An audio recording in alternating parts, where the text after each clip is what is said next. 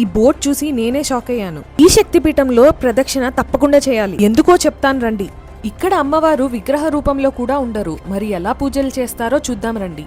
సతీదేవి అమ్మవారి వక్షస్థలం ఇక్కడ పడింది అంటారు. అందుకే దీన్ని మంగళగౌరీ శక్తిపీఠం లేదా సర్వమంగళదేవి పీఠం అని పిలుస్తారు. అష్టాదశ శక్తిపీఠాలలో 16వ శక్తిపీఠమైన ఈ మంగళగౌరీ దేవి ఆలయం బీహార్ రాష్ట్రంలోని గయా నగరంలో ఉంటుంది. ఇక్కడ అమ్మవారు ఒక పిండి రూపంలో, ఒక న్యాచురల్ సాక్రెడ్ స్టోన్ రూపంలో పూజలు అందుకుంటారు. మనుషుల ఆకారంలో మాత్రం విగ్రహం ఉండదు. కాశీఖండంలో ఒక శ్లోకం ఉంది. దాని ప్రకారం ఈ అమ్మవారి చుట్టూ ఒక ప్రదక్షిణ చేస్తే ఈ ప్రపంచం మొత్తం చుట్టిన పుణ్యం వస్తుందని చెబుతారు. గర్భగుడి లోపల ఒక అఖండ జ్యోతి శతాబ్దాలుగా ఆరకుండా వెలుగుతూనే ఉంది. మేము ఎర్లీ మార్నింగ్ 4:30 కల్లా బయలుదేరిపోయాం. మేము వెళ్ళేసరికి ఎక్కువ జనము, క్యూ కూడా లేదు. లోపలికి 1 to 3 మెంబర్స్ని మాత్రమే అలౌ చేస్తారు. నుంచోడానికి ప్లేస్ ఉండదు. కూర్చొనే పూజ చేసుకొని బయటికి వచ్చాక వేరే వాళ్ళని అలౌ చేస్తారు.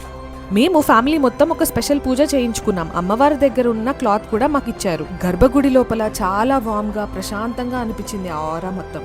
ఆలయం లోపల ఉన్న రూపం శ్రీశక్తికి ప్రతీక కాబట్టి ఈ టెంపుల్ మోస్ట్ పవర్ఫుల్ శక్తిపీఠం అయింది. ఆ చిన్న గర్భగుడిలో నిలబడి అఖండ జ్యోతి వెలుగులో అమ్మవారిని చూసినప్పుడు మాటలే రావు. శతాబ్దాలుగా ఎంతో మంది తల్లులు, ఎంతో మంది భార్యలు ఇక్కడ నిలబడి తమ కుటుంబం కోసం మొక్కుకున్నారేమో అనిపిస్తుంది. ఆ ఎనర్జీ మీరు అక్కడ నిలబడితేనే తెలుస్తుంది, మాటల్లో చెప్పలేను. మరొక శక్తిపీఠం వీడియోతో మళ్ళీ కలుద్దాం.